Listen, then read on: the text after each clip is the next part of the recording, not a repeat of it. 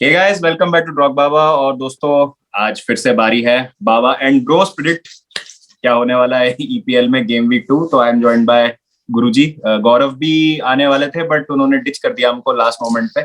Chelsea Arsenal था तो we would have loved अगर गौरव आते, लेकिन अनफॉर्चुनेटली किसी काम की वजह से लास्ट मोमेंट पे उन्होंने मना कर दिया। लेकिन कोई नहीं, हम दोनों ही काफी हैं प्रिडिक्शन के लिए। तो Guruji, let's get straight into this. Yes, absolutely. ये है दोस्तों गेम वीक 2 का फिक्सचर लिस्ट, जैसा आप देख सकते हैं। तो we'll kick off game week 2 with Liverpool versus Burnley. तो obviously Liverpool playing Burnley at home, they look quite well gelled up, जैसा हमको पता है कि लिवरपूल साइड्स कैसी हैं क्लॉप की। तो I think it's a straight forward. I don't think कि लिवरपूल को ज्यादा प्रॉब्लम होगी बर्नली को डिस्पैच करने में। आपको क्या लगता है? Yes, and also कि Burnley aren't exactly now a team which is, kind of unbeatable in that low block that they have. ठीक है, तो वो लास्ट गेम में पता चल गया अगेंस्ट ब्राइटन। उनको tough move at one point of time was their fortress. Now तो वो लोग लिवरपूल आ रहे हैं, एनफील्ड आ रहे हैं, which is kind of like Liverpool's fortress. तो एंड लिवरपूल हैव बीन वो brilliant. The game week gone by, Salah was absolutely beautiful to watch, and it was a all round really good performance from Liverpool. So I expect a clean win for Liverpool in this. ठीक, 3-0। चलो आई will go with 2-0। 3 गोल मारना Burnley को थोड़ा नहीं, मुश्किल। मैंने तो बोला 3-0। clean win अच्छा, तो ओके हाँ, clean win. my prediction is I'll go for a very bold prediction. I'll say 4-0 Liverpool.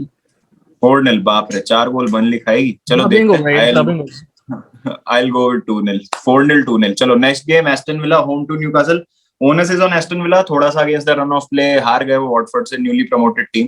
3-2 काफी अच्छा game. But do you see Newcastle also, मतलब जो एक अपने I होम में think मैच this will हारे। be Newcastle's game. I think this will be Newcastle's game because Newcastle in the first 30 minutes looked really good. Looked really good. I watched that game in full.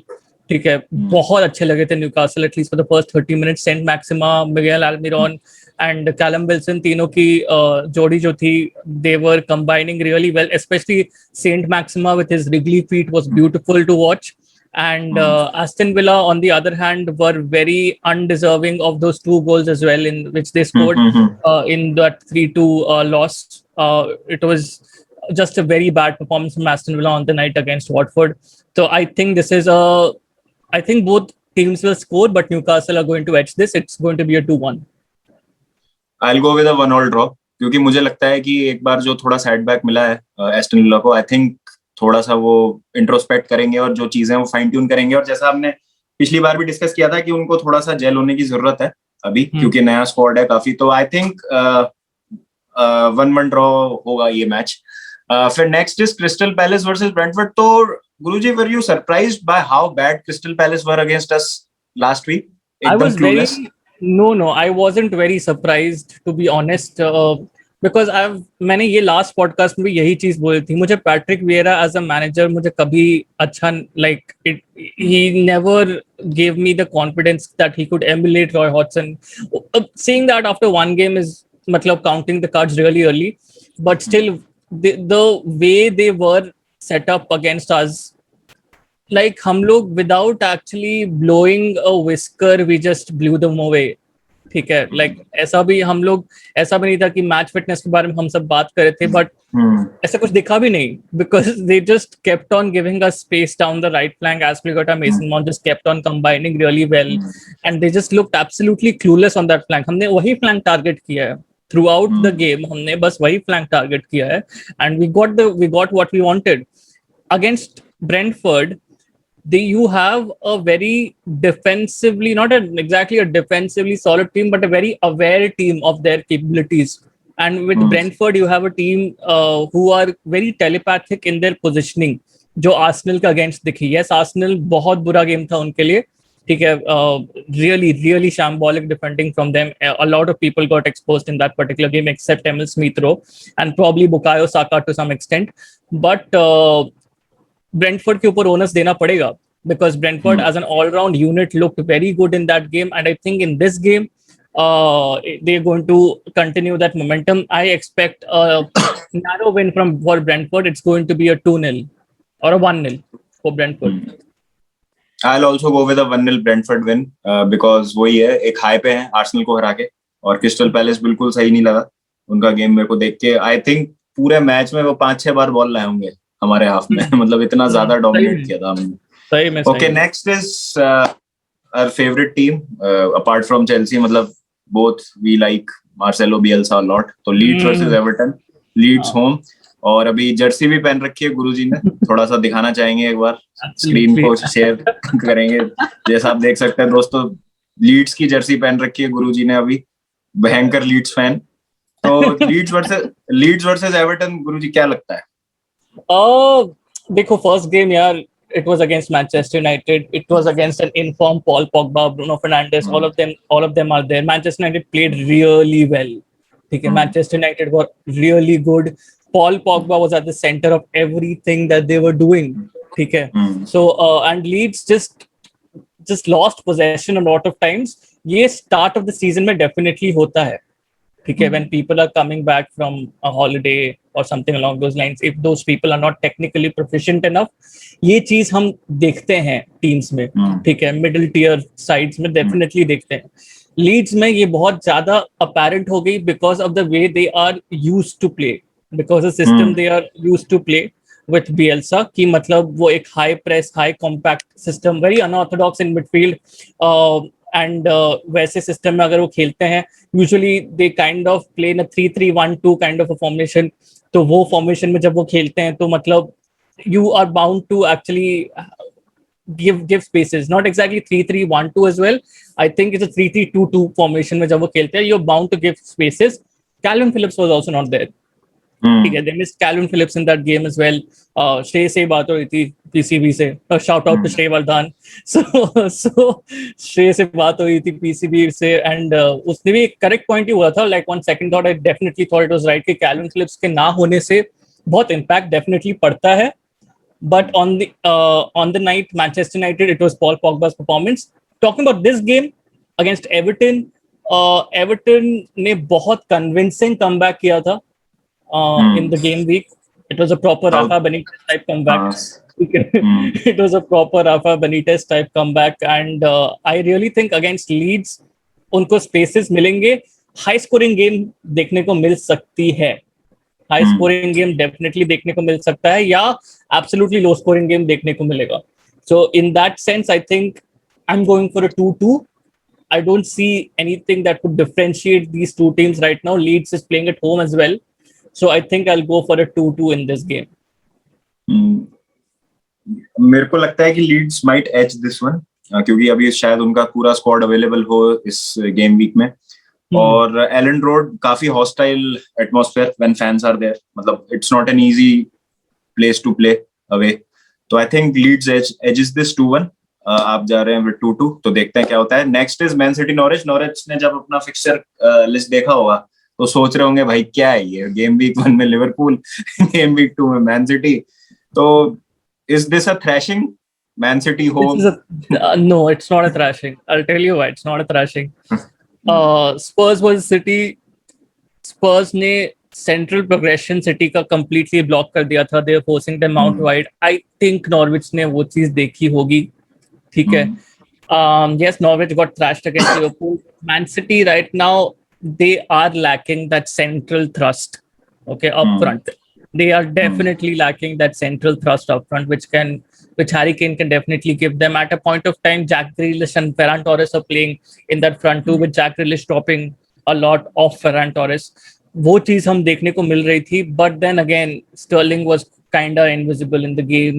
Then Riyad Mahrez ने भी ज्यादा कुछ किया नहीं game में। तो immense performance by टंगांगा, मैंने मतलब कई बार मेंशन किया, बहुत टाइम बाद मैंने किसी राइट बैक को इस तरीके से इंपोज करते हुए देखा डिफेंसिवली अपने आप को किसी गेम में। It's very hard to give cover shadow to the striker while pressing the winger on that on a, ठीक है, एंड वो टंगांगा ने बहुत अच्छी तरह से, it was unbelievable how he was doing that against Norwich. Tanganga का role probably Max Aarons play करेंगे, ठीक है, और Max Aaron's also another really good defender, but very offensive defender, ठीक है, पर वो भी he gets caught out a lot sometimes as well. But again, central progression में I don't see Norwich giving them space because central progression में भी you have our academy product Billy Gilmore, ठीक है, so वो भी हैं, and central उनके center midfielders जो हैं they are pretty what do you say, they are pretty talented enough. You have Cantwell up there, you have Billy Gilmore deeper. So central progression में वो लोग प्रेस भी कर सकते हैं मैनचेस्टर सिटी को अच्छे से, and the center backs that they will have, I think Nathan Ake will start again. I don't know if he'll start again, but if Nathan Ake starts again, you have another liability. That continued liability is there in their defense. So I think Man City will not thrash Norwich. This is going to be a win for them, but they will not thrash them. I think this will be I'm going for a 2-0 Man City. इसमें मेरे को भी लगता है कि I think 2-0 will be the score, और I have a feeling कि Grealish might get on the score sheet in this one. और हमने देखा है कि लास्ट सीजन भी हमने देखा था कि city started off slow, but उसके बाद एक बार जब जीतना चालू है तो रुके नहीं, correct. हाँ, मतलब let's see what जीत तो पक्की है, बट जीत तो पक्की है, ज्यादा मतलब सिटी नॉरिच से हार जाए तो 2 गेम्स लगातार हार जाए ऐसे, तो I think there is a bold prediction as well for Norwich to score because City बहुत हाई प्रेस कर रही थी फर्स्ट गेम में, काफी हाई प्रेस कर रही थी, they were leaving spaces a lot behind, counter attack पे Spurs should have scored more, ठीक है, तो I think Norwich has the capability to score at least 1.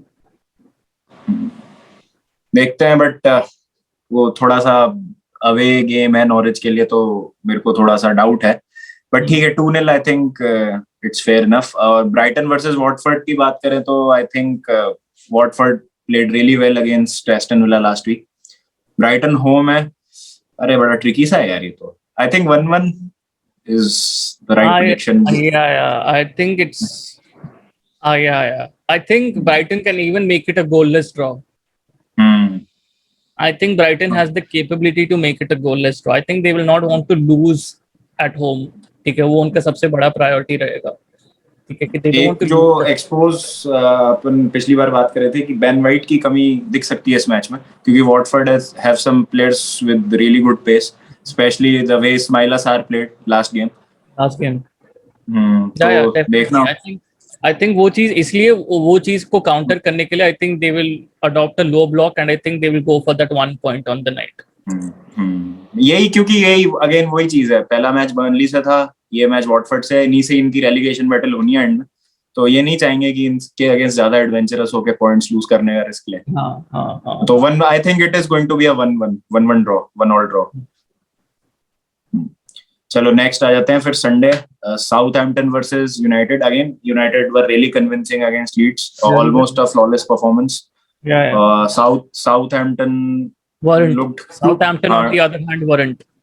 हाँ, एवर्टन ने एकदम ही उनको ब्रश अवे कर दिया. एक गोल जरूर उन्होंने Southampton ने भी मारा, it was because of a defensive mistake from Everton, from Michael Keane. So I think this is a clear win for Manchester United, even if it's an away fixture for them. I think they're going to easily win this. Jadon Sancho has a chance of coming into the first team lineup. ठीक है, probably not, even if Jadon Sancho doesn't make it, I don't think that they're going to miss him. तो इसलिए मुझे लग रहा है कि because Paul Pogba, Mason Greenwood and Bruno Fernandes still handled the job pretty well. ठीक है, तो I think they may name an unchanged lineup. ठीक है, and this is going to be a 3-0 for Manchester United. बिल्कुल, मुझे भी ऐसा ही लग रहा है कि clean sheet and 2-3 goals, convincing performance होगी. और एक चीज जो मुझे लग रही है कि इसमें शायद this is a perfect game to integrate Sancho into the team, Sancho and Varane. मतलब ये क्या है कि इतना बड़ा कोई गेम नहीं है, it's not game like you are playing Liverpool away at Anfield, या प्रेशर होगा आप पे, या भी कोई क्रूशियल मैच है. मतलब ये बहुत इनके पास अच्छी अपॉर्चुनिटी है. और नॉट ओनली दिस गेम, इनके अगर आप पहले 3-4 मैच देखोगे तो इतना टफ है नहीं रिलेटिवली, जैसे और टीम्स के फिक्सचर्स हैं. तो आई थिंक सैंचो को प्रॉब्ली वो लोग नेक्स्ट गेम शुरू कर सकते हैं because they are on a real good high after the first game, so they will try to maintain that consistency in the second game and then think about probably integrating Sancho in some manner in the third game. ठीक है, Varane on the other hand, I don't see Varane coming into this game because अभी transfer finalized हुआ है उसका. ठीक है, so I think the next 2 games, after probably the next 2 games, Varane makes it into the first team. ठीक है, and understands the team chemistry and then makes it in the first team. वो मुझे लग रहा है. और United का away form भी काफी अच्छा रहा है पिछले शायद 1-1.5 साल से, हारे भी नहीं अवे में, तो I think it's a easy win. I will go with 2-0 Manchester United. तो नेक्स्ट गेम आ जाता है Wolves versus Spurs. Nuno against his former team यार, काफी interesting. I think it's Spurs 1-0. हाँ, बहुत ज्यादा कॉन्फिडेंस हाई होगा क्योंकि सिटी वाला जो परफॉर्मेंस था काफी कन्विंसिंग था.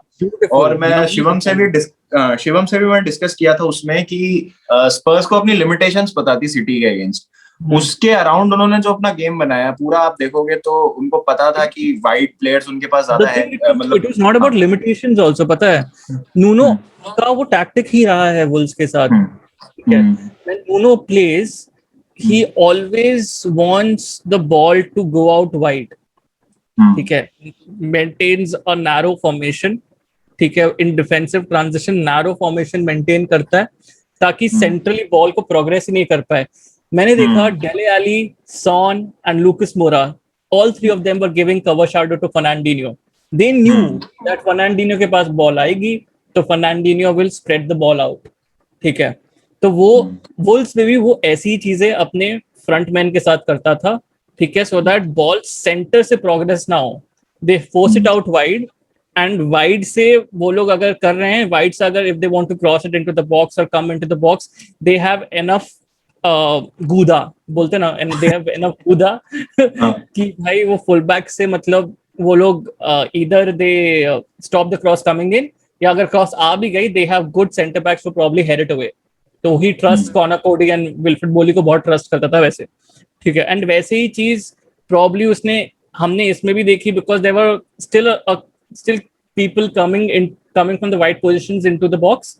ठीक है, there were chances for Grealish in the end too from the left. ठीक है, सो एंड राइट पे भी महारेस के पास एक चांस आया. So there were people from the wide positions coming into the box.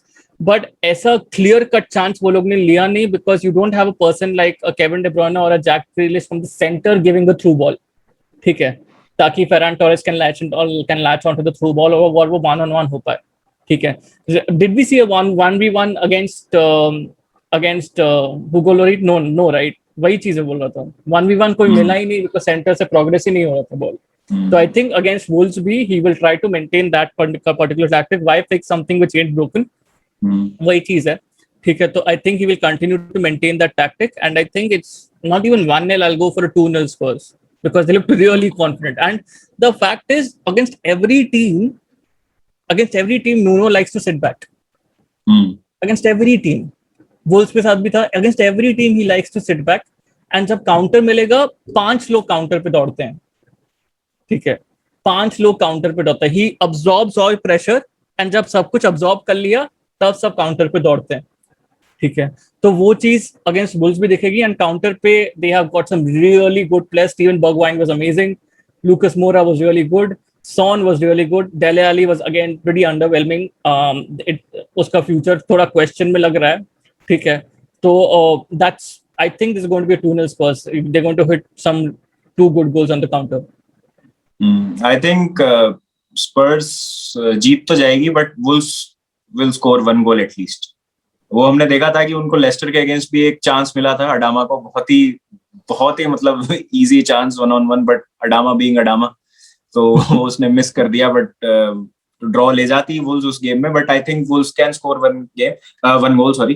तो I think this game ends in a 2-1 draw, 2-1 win for Spurs. Sorry, क्या बोले जा रहा हूँ मैं. हाँ, तो चलो ये इसकी बात एंड में करेंगे because this is our main event. Leicester versus West ham.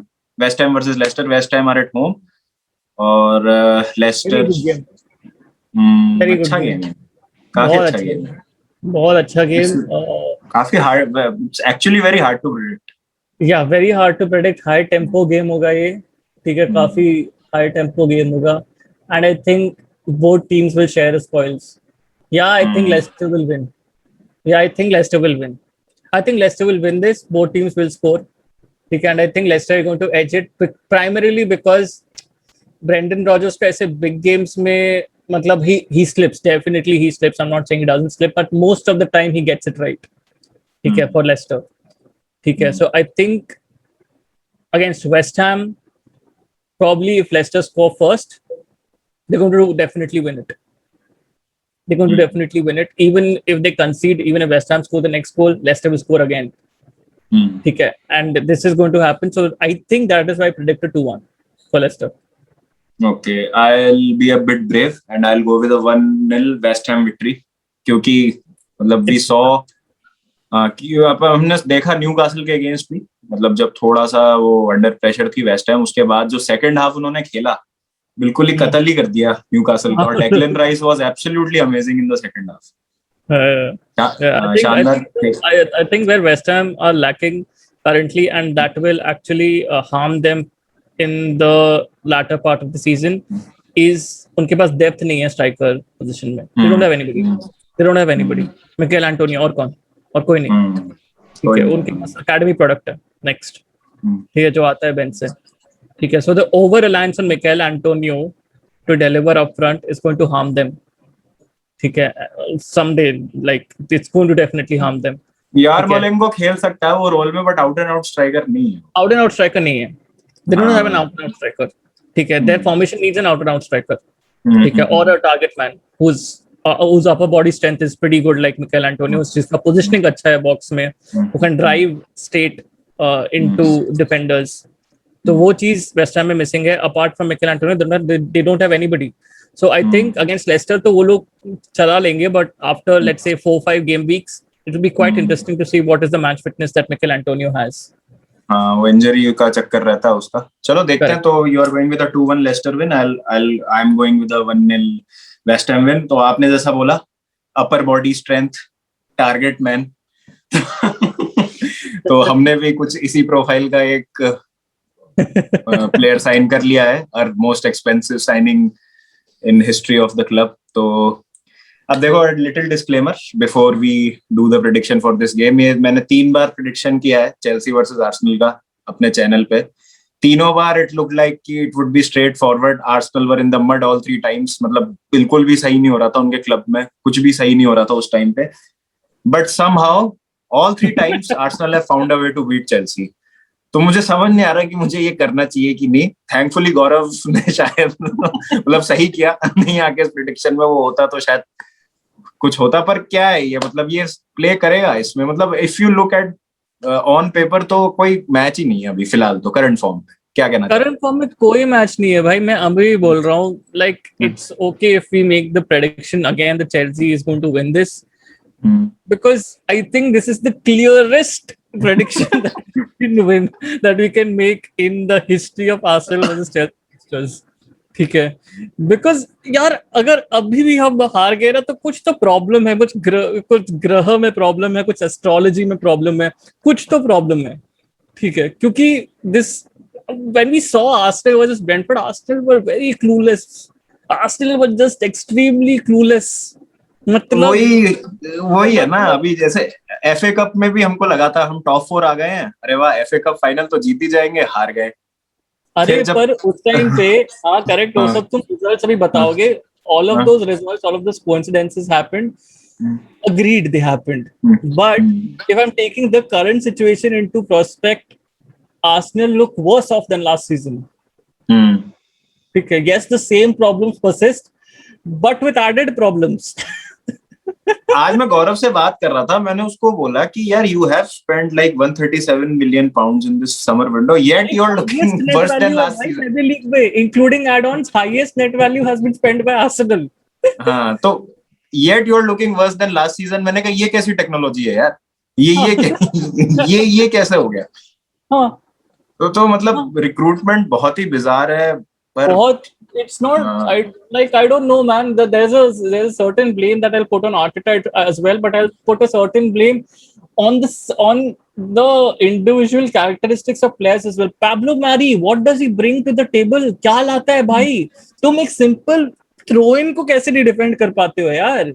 You know, you in the English Premier League, if you're thinking about throw-ins, if you're thinking about, let's say, Brentford, when they were taking throw-ins from a Rory Delap scale out of 10, मैं उनको दूंगा 7 out of 10 या 8 out of 10. ठीक है, Brentford जब throw-in ले रहा था. But तुम Arsenal हो बहनचो. ठीक है, तुम Arsenal हो यार.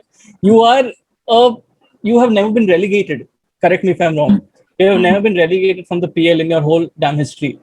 ठीक है, have some pride, have some pride in yourself कि मतलब get players that are suited to the position of the center back who can defend such throw-ins. ठीक है, who can defend such throw-ins, who are the classic center backs, right? You get that, get that built. ठीक है, Ben White, great. Is he built in that zone? No. ठीक है, they will look so susceptible from throw-ins itself. And एक Ben white से एक बात याद आई, गौरव आज बोल रहा था कि बेन वाइट ठीक है, one for the future potential है, 50 मिलियन भी कोई दिक्कत नहीं है, लेकिन यार प्रॉब्लम ये है कि वो आज तक बैक 3 में खेला है। बैक 2 में तो बैक 4 या बैक 2 जो भी आप बोलो, सेंटर बैक पेयरिंग में कभी खेला ही नहीं है वो, तो बोले एकदम से कैसे एक्सपेक्ट कर सकते हैं हम उसे कि वो नया सिस्टम अडॉप्ट कर ले। Correct, Ben White is a very talented defender भाई, मैं अभी भी बोल रहा हूँ 50 million is still a decent amount of money spent on him. Why? Because he brings so much to the table that probably he is like a refined version of David Luiz. ठीक है, he's a little bit refined version of David Luiz. ठीक है, defensively also is good, but if you're playing in a back four, at least if Ben White is one of those Christensen type defenders जिसका body strength उतना सही नहीं है, but he's very good at his feet, you obviously have a Rudiger beside him who can just brush you off. Ben White की side में कौन है? Pablo Mari. Pablo Mari क्या करेगा यार? मतलब this is, you need a balance in the center back position, वो है नहीं। ठीक है, Kieran Tierney, the over reliance on Kieran Tierney is absolutely unbelievable. ठीक है, over reliance on Kieran Tierney to get those crosses in from the flanks and then but बीच में कोई cross को हेड करने वाला भी तो नहीं है ना, एक टारगेट मैन जो होता है, कोई हेड करने वाला नहीं है। over reliance on freaking Nicola Pepe is unbelievable. बीच में तो निकोला पेपे के फ्लैंक पे चल रहा था गेम, मैंने बोला निकोला पेपे क्या करेगा यार, तुमने लास्ट 2 सीजन में क्या सीखा है? क्या सीखा है तुमने आर्सेनल? तुम्हारे प्री सीजन में almost every player were there with you for the pre season, almost every player was with you for the pre season, at least 70 to 80% of the squad was there with you for the pre season. क्या सीखा, क्या किया तुमने pre season में? इधर तो हमारा आधा स्क्वाड तो चला ही गया, मतलब आधा से ज्यादा स्क्वाड तो यूरो में खेल रहा था, फिर भी हम फर्स्ट मैच लेके आए, हम फर्स्ट मैच जीते आराम से क्रिस्टल पैलेस से। ठीक है, I am not discounting Brentford were a really good team, really good performance of the night, but Arsenal, man, but you just never looked like scoring. You just never looked like scoring, never. Even when Bukayo Saka came into the picture, Bukayo Saka पे 4 लोग आ गए Brentford वाले, उसके बाद Bukayo Saka just clueless हो गए, उसका करना क्या है, because 4 लोग आ गए। I can't fault him also, but it's just become very predictable for Arsenal. इसलिए we just cutting the long story short, against Chelsea, I'm again predicting this is going to be a Chelsea win. Romelu Lukaku is going to get on the score sheet. ठीक है, मैंने fantasy में उसको definitely लिया है, because again मैं Romelu Lukaku के बारे में बहुत बोल सकता हूँ, बट मुझे पता है तेरी जूम मीटिंग में 9 मिनट बाकी है। ठीक है, पर मैं बहुत कुछ बोल सकता हूँ रोमेलू लुकाकू के बारे में, why he will score, and I am just going to say 2 things. Proven experience in the Premier League, ठीक है। Second, complete all-rounder right now. I can't find any faults in Romelu Lukaku currently. Doesn't need to settle into the squad. He doesn't need to settle into the squad. I believe that is the end story for Romelu Lukaku, and I think he's going to score. Because if Toure and all of those people looked so dangerous against Arsenal, imagine a Romelu Lukaku and a Timo Werner pairing. So I think I'm again saying it's going to be a Arsenal, I think, will score, because वो तो है कि मतलब हम against Chelsea पता नहीं क्या माता चढ़ जाती है उनको। Arsenal are going to score, but Chelsea are still going to take it. I think it's going to be a 3-1. 3-1 बहुत ही खतरनाक स्कोर लाइन है 3-1 यार। चलो ठीक है, I am going to be a bit safe, और I think it is going to be a very tough game, ऐसा मैं बोलूंगा। नहीं तो लोग क्या, अगर मैं थोड़ा पॉम्पस और थोड़ा ओवर कॉन्फिडेंट हो जाऊंगा ना, तो क्लिप कर करके लोग फिर शेयर करेंगे इधर उधर अगर कुछ भी गड़बड़ हो। I think it is going to be a very hard fought 1-0 victory for Chelsea with Lukaku scoring the only goal in the game. चलो, let's go with that. Lovely. As long as Chelsea wins, great stuff. हाँ, तो जीतना चाहिए यार ये तो, क्योंकि मतलब बहुत ज्यादा ही हो जाएगा अगर ये भी आ गए तो। चलो ठीक है, चलो थैंक यू गुरुजी अगेन। फिर देखेंगे क्या रहता है मैचेस का result. We will be back with tops and flops game week 2 के बाद, और next in babas and bro predicts में होंगे हमारे साथ Shivam, because game week 3 we have Chelsea versus Liverpool, तो उसके बारे में भी बात करेंगे. Chelsea are playing big games again and again, मतलब बैक टू बैक काफी सारे. आप जैसा देख सकते हैं गेम वीक 3 में we also have Man City versus Arsenal. Wow, Gaurav को भी लाना पड़ेगा फिर तो. And as you can see, after that, Aston Villa, and again, I think we will be playing Spurs or something. ऐसा याद है मेरे को. हाँ, we will be away to Spurs. तो काफी मुश्किल गेम, but let's hope कि Chelsea are able to get some really good results in these games. तो चलिए दोस्तों, thank you Guruji again for being a part of this. मिलेंगे फिर अगले वीडियो के साथ दोस्तों. जब तक अपना ध्यान रखें, take care of yourselves and don't forget to keep the blue flag flying high.